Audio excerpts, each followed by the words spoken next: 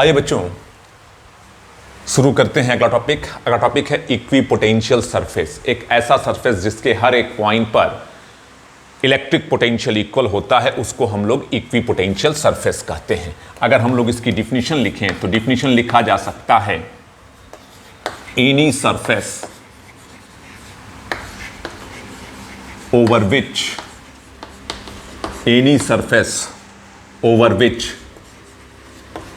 the electric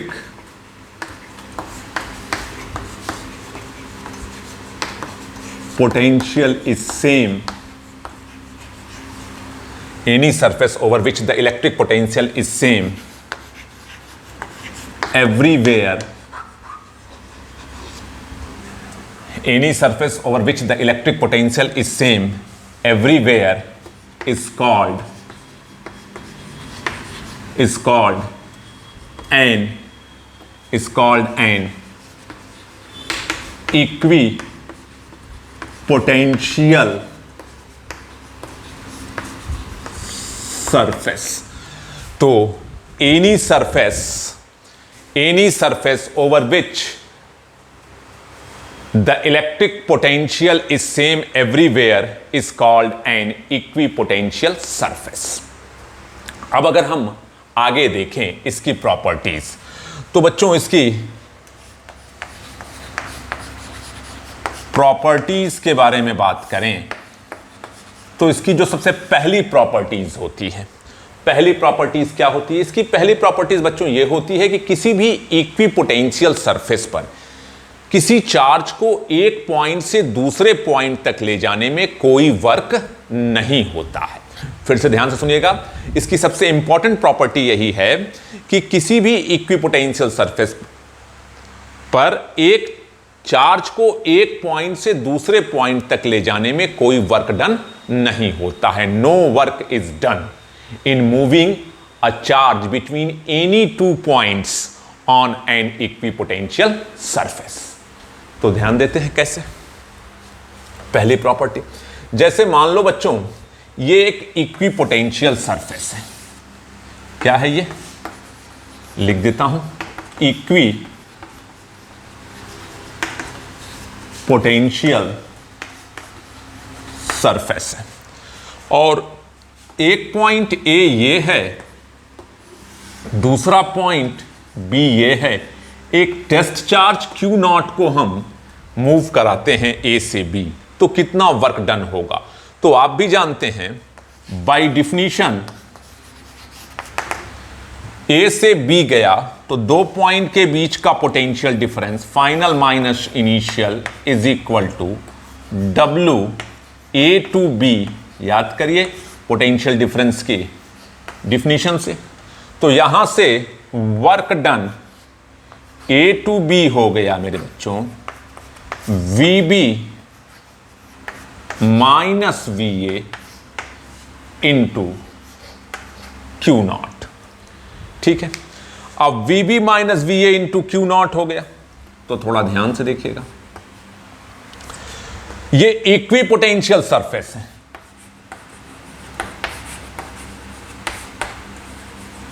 चूंकि equipotential surface है तो जो पोटेंशियल B पर होगा वही पोटेंशियल A पर भी होगा। तो बच्चों आपने यहां ध्यान दिया तो उस हिसाब से VA माइनस VB अगर ये सेम हो गया तो ये जीरो। वर्क डन A से B तक क्या हो गया मेरे बच्चों? जीरो। तो आप ये कह सकते हैं मेरे बच्चों, no work is done in moving a charge between any two points on an equipotential surface. एक प्रॉपर्टी तो इक्विपोटेंशियल सरफेस की ये होती है। दूसरी प्रॉपर्टी ये होती है मेरे बच्चों कि इक्विपोटेंशियल सरफेसेस जो होते हैं वो एक दूसरे को इंटरसेक्ट नहीं करते। अगर आपसे कोई पूछे कि क्यों इंटरसेक्ट नहीं करते, तो अगर इक्विपोटेंशियल सरफेसेस एक दूसरे को इंटरसेक्ट करेंगे तो इंटरसेक्शन पॉइंट पर बच्चों इलेक्ट्रिक पोटेंशियल की दो वैल्यू हो जाएगी और एक ही पॉइंट पर इलेक्ट्रिक पोटेंशियल की दो वैल्यू पॉसिबल नहीं है। इसलिए इक्विपोटेंशियल सरफेसेस एक दूसरे को इंटरसेक्ट नहीं करते। ठीक है, अब तीसरी प्रॉपर्टीज क्या है? तीसरी प्रॉपर्टीज बच्चों ये है इक्विपोटेंशियल सरफेसेस की कि इस इक्विपोटेंशियल, अभी मैं आपको इक्विपोटेंशियल सरफेसेस ड्रॉ करके दिखाता हूं। इक्विपोटेंशियल सरफेसेस की जो तीसरी प्रॉपर्टी है उसको समझने के लिए थोड़ा सा हम लोग इक्विपोटेंशियल सरफेसेस ड्रॉ करते हैं। कैसे ड्रॉ करते हैं थोड़ा ध्यान देते हैं।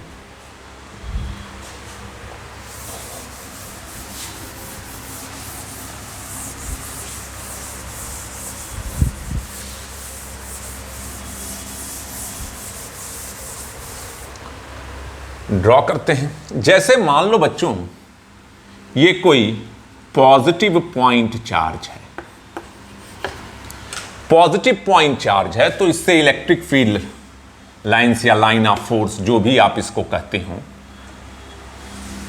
इस तरीके से एक रफ वर्क बना देता हूं।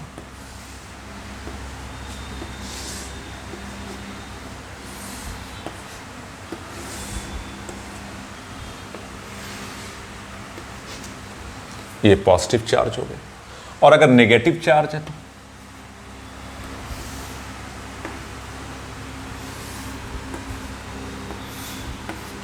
सेम होगा, बस अंतर इतना है मेरे बच्चों,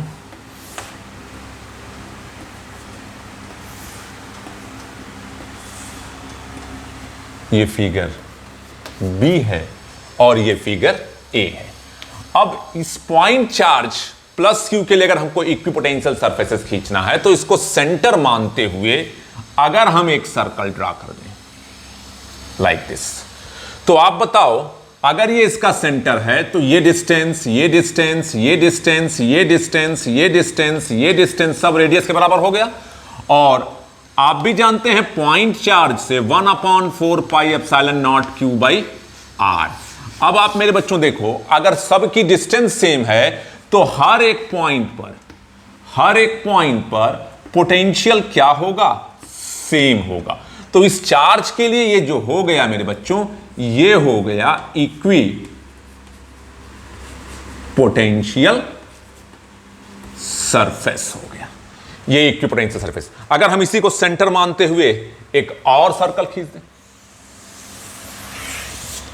तो ये भी इक्विपोटेंशियल सरफेसेस हुआ। आप बढ़िया से खींचिएगा, ये भी इक्विपोटेंशियल सरफेसेस हुआ। लेकिन मेरे बच्चों ये देखो, ये डिस्टेंस, ये डिस्टेंस, ये डिस्टेंस, ये डिस्टेंस तो सेम है, यानी हर एक पॉइंट पर आपस में पोटेंशियल सेम होगा। तो ये तो इक्विपोटेंशियल सरफेस हुआ, लेकिन ध्यान देना इनका आपस में पोटेंशियल सेम होगा, इनका आपस में पोटेंशियल सेम होगा, इसलिए ये एक इक्विपोटेंशियल सरफेस हुआ, ये अगला इक्विपोटेंशियल सरफेस हुआ। लेकिन अभी जो मैं प्रॉपर्टीज आपको सिखा रहा था कि किसी भी इक्विपोटेंशियल सरफेसेस पर एक पॉइंट से दूसरे पॉइंट तक चार्ज को ले जाएंगे तो वर्क डन जीरो होगा। क्यों? क्योंकि पोटेंशियल सेम है तो पोटेंशियल डिफरेंस जीरो हो जाएगा। तो बच्चों यहां से यहां ले गए तो सेम होगा, लेकिन एक इक्विपोटेंशियल सरफेस से दूसरे इक्विपोटेंशियल सरफेस पर ले जाएंगे तो वर्क डन जीरो नहीं होगा। कंसेप्ट क्लियर होना चाहिए। एक ही इक्विपोटेंशियल सरफेस पर एक पॉइंट से दूसरे पॉइंट पर ले जाएंगे तो वर्क डन जीरो होगा, लेकिन एक इक्विपोटेंशियल सरफेस से दूसरे इक्विपोटेंशियल सरफेस पर ले जा रहे हैं तो वर्क डन जीरो नहीं होगा। ध्यान दीजिएगा, जैसे यहां से ये डिस्टेंस कुछ और है, ये डिस्टेंस कुछ और है, तो यहां का और यहां का पोटेंशियल अलग अलग होगा। इसलिए जब यहां से यहां चार्ज ले जाएंगे तो पोटेंशियल डिफरेंस मिलेगा, इसलिए वर्क डन जीरो नहीं होगा। लेकिन अगर यहां से यहां ले जाए तो ये डिस्टेंस और ये डिस्टेंस सेम है, तो यहां का क्योंकि एक पोटेंशियल सरफेस है तो ये सारे पोटेंशियल सेम होंगे। तो जब इस पर ले जाएंगे तो वर्क डन जीरो होगा, इस पर ले जाएंगे तो वर्क डन जीरो होगा, लेकिन इस पर से इस पर ले जाएंगे तो वर्क डन जीरो नहीं होगा मेरे बच्चों। तो एक चीज तो आपको ये समझ में आ गई होगी। इसके लिए ड्रॉ करना तो सेम 3 डायमेंशन में, ये सर्कल से रिप्रेजेंट हो रहे हैं आपके ग्रीन बोर्ड पर, लेकिन अगर आप 3 डायमेंशन में लेंगे तो यही सर्कल किसको रिप्रेजेंट कर रहा है, स्फीयर को। तो कैसा इक्विपोटेंशियल सरफेसेस हो जाएगा, ये हो जाएगा आपका स्फेरिकल इक्विपोटेंशियल सरफेसेस। अच्छा, तीसरी प्रॉपर्टी जो मैं आपको बताने वाला था, पहली प्रॉपर्टी नो वर्क डन, ठीक है, क्या कि किसी भी इक्विपोटेंशियल सरफेसेस पर एक पॉइंट से दूसरे पॉइंट तक चार्ज को ले जाने में कोई वर्क डन नहीं होगा। ये पहली प्रॉपर्टीज थी। दूसरी प्रॉपर्टीज में बताया कि इक्विपोटेंशियल सरफेसेस एक दूसरे को इंटरसेक्ट नहीं करते। अगर वो एक दूसरे को इंटरसेक्ट करने लगेंगे तो इंटरसेक्शन पॉइंट पर क्या होगा मेरे बच्चों, इलेक्ट्रिक पोटेंशियल की 2 वैल्यू हो जाएगी, जो कि पॉसिबल नहीं है। तीसरी प्रॉपर्टी आप क्या याद रख सकते हो, ये जो लाइन ऑफ फोर्स या इलेक्ट्रिक फील्ड लाइंस आप जिसको बोलते हो, ये जो है इस इक्विपोटेंशियल सरफेस पर परपेंडिकुलर होती है। देखिए यहां टेंजेंट खींचेंगे तो ये परपेंडिकुलर होंगी, ठीक है, ये परपेंडिकुलर होंगी। तो इलेक्ट्रिक फील्ड लाइंस या line of force equipotential surfaces पर परपेंडिकुलरली पास करती है। तीसरी प्रॉपर्टी होगी। एक और चीज याद रखना मेरे बच्चों, जहां पर ज्यादा क्राउडेड इक्विपोटेंशियल सरफेसेस हो, यानी काफी घना हो, तो उससे आप ये मतलब निकालना कि वहां पर इलेक्ट्रिक फील्ड स्ट्रांग है, और जहां पर रेयरर इक्विपोटेंशियल सरफेसेस हो वहां पर इलेक्ट्रिक फील्ड इंटेंसिटी वीक है। जहां क्राउडेड होगा, जहां ज्यादा घना होगा, वहां पर इलेक्ट्रिक फील्ड इंटेंसिटी ज्यादा होगी। तो ये 4 प्रॉपर्टीज आपको याद रखनी थी, और ये इक्विपोटेंशियल सरफेसेस क्या था इसको याद रखना था। और साथ ही साथ अब आप इक्विपोटेंशियल सरफेस समझ गए, इक्विपोटेंशियल सरफेसेस की प्रॉपर्टीज समझ गए। अच्छा, एक आप अपने एनसीईआरटी से देख भी सकते हो, इलेक्ट्रिक डाइपोल के लिए और यूनिफॉर्म फील्ड के लिए इक्विपोटेंशियल सरफेसेस ड्रॉ करना फिगर में है। जैसा कि मैं आपको बताऊं, आप देख सकते हो पेज नंबर 1।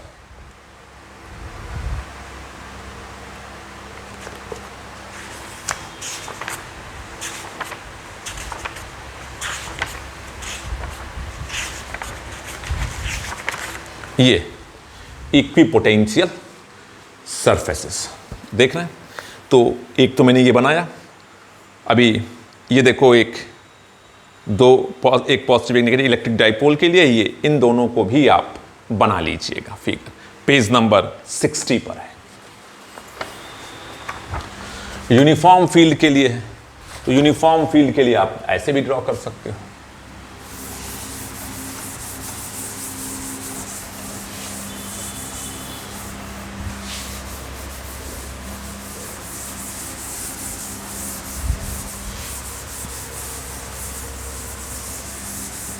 यूनिफॉर्म फील्ड के लिए किस तरीके से, यूनिफॉर्म फील्ड के लिए अगर बच्चों ड्रॉ करना है तो ये देखो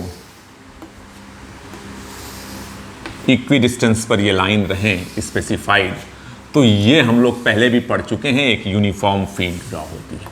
तो इस पर जो इक्वी पोटेंशियल होता है वो इस तरीके से, ये साइड व्यू है। कुछ किताबें इसी को ऐसे भी बनाती हैं मेरे बच्चों।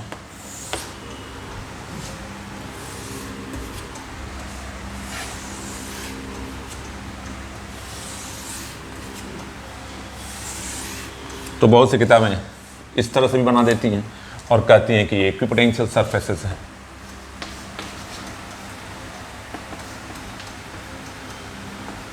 तो कंफ्यूज होने की ज़रूरत नहीं है।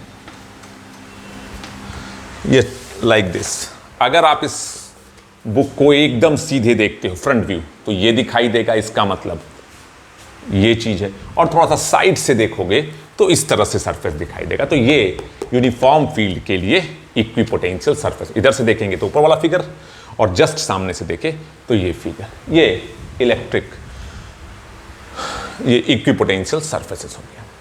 तो बच्चों आज के इस छोटे से वीडियो लेक्चर में मैंने आपको इक्विपोटेंशियल सरफेस के बारे में बताया।